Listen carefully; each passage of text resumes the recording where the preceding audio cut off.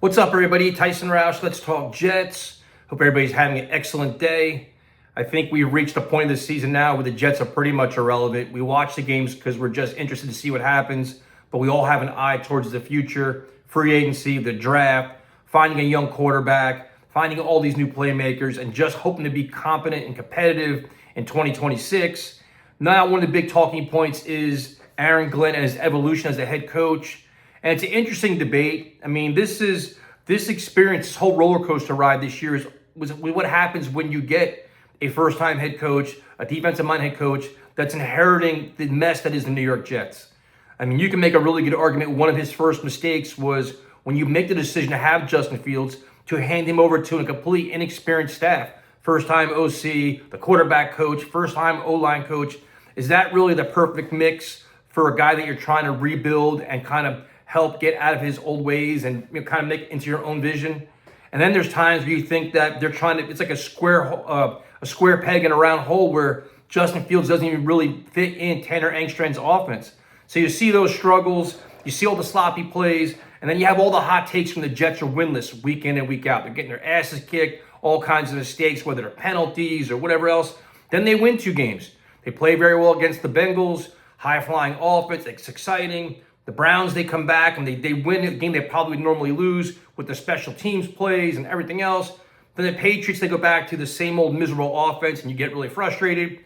So how do you evaluate Glenn? And I think my talking point would be now is when you really start assessing him, because now the season's pretty much over and you're putting in a ton of young players and getting a lot of guys valuable playing experience. Do they improve now over the next 7 weeks? Like, how much growth and development do you see out of this young nucleus that's actually going to be here next year? A lot of players early on in the season, we knew weren't going to be here next year. Now you're worried about, look at the, Arian Smith, Mason Taylor, all these young, I didn't see Isaiah Davis more. You have Mechie, A.D. Mitchell, even the guys on defense, Malachi Moore, A.Z. Thomas. What are we seeing out of these guys over the next, till the end of the season to show they bought in, they're improving, and they're actually being coached up? I think one of the high points of having Tyrod Taylor play, which I wish happened 3 weeks ago, is you can actually run an NFL offense and utilize all your playmakers and see what their fit is in the offense and actually identify what your offense actually is. I think at this point we had no idea what was going on because they had no identity because they can't complete a basic pass. You bring in Tyrod Taylor, who's not the end-all be-all, but who's competent to complete a screen pass and a play-action pass. Maybe you can see the skill set that we haven't seen over the past couple weeks. But the thing from now with Glenn is I want to see how he molds this young team and what kind of development and effort and results you get. I'm not saying wins, but you want to see fight. You want to see competitive nature. And to be honest with you, I want to see Brady Cook at some point this season. If Tyrod Taylor gets banged up, which seems to be inevitable, let Brady Cook play, man. Why not? Give him, this is the lost season where the results at this point don't matter. Nobody's getting fired. Nothing's going to change. Let the kid play and see what you have. It's all in an eye towards the future. So to me, you want to talk about how good or bad Glenn is. It's an incomplete. Let's see at the end of the season the total of all the parts and see what he's bringing to the table. But I think what's your benchmark? You want to see at least 5 or 6 players where you say, you know what, from day one to the end of the season they've improved. Maybe even more than that in terms of the young players, right? You have to.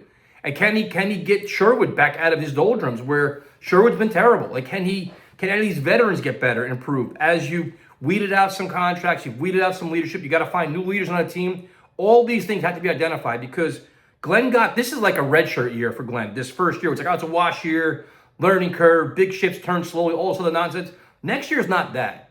Next year, the expectation is ton of cap space, ton of draft resources, draft capital. You have to perform much better week in and week out, and 3 wins is not going to be acceptable. You got to get in that 6, 7, 8 range, no matter who the quarterback is. You can't keep mailing in seasons like, no, it's all right. We gave Saleh that pass. Those passes are long gone now because this team has talent. Like, think about it this way, and I had an argument yesterday with someone about this. If you had a young quarterback, a stout offensive line, you figure you got Membu and Olu, keep Tippmann at guard, re-sign Simpson, and get a better center. You have a good offensive line. Mason Taylor at tight end, Garrett Wilson at wide receiver. You figure they're going to add at least 1 or 2 more receivers. Assuming Brees is back, you already have the makings of a decent offense. You should be able to score 20 points a week just by throwing the football, ground and pound and playing, just being smart. So the expectation next year has got to be raised high no matter who the quarterback is. But overall, just Glenn's got a lot to prove, and I think we're gonna learn a lot about him till the end of the season. Talk to you guys later.